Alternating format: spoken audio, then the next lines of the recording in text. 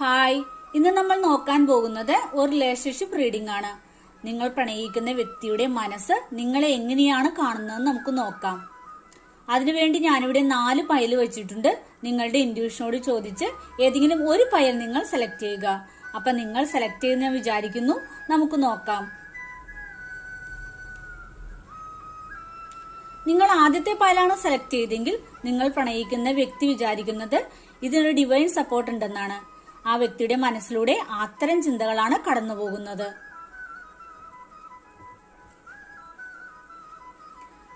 ഇനി നിങ്ങൾ രണ്ടാമത്തെ പയലാണ് സെലക്ട് ചെയ്തെങ്കിൽ ഈ പ്രണയത്തിനു വേണ്ടി നീ വെയിറ്റ് ചെയ്ത് കാത്തിരിക്കൂ എന്നാണ് ആ വ്യക്തിയുടെ മനസ്സ് നിങ്ങളോട് പറയുന്നത്.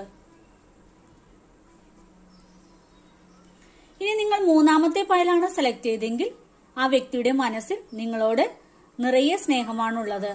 ആ വ്യക്തി നിങ്ങളെ ആത്മാർത്ഥമായി പ്രണയിക്കുന്നു. ഇനി നിങ്ങൾ നാലാമത്തെ പയലാണ് സെലക്ട് ചെയ്തെങ്കിൽ നിങ്ങൾ പ്രണയിക്കുന്ന വ്യക്തിയുടെ മനസ്സിൽ നിങ്ങൾ എന്നും ഒരു പ്രകാശമായിട്ടാണ് നിലകൊള്ളുന്നത്.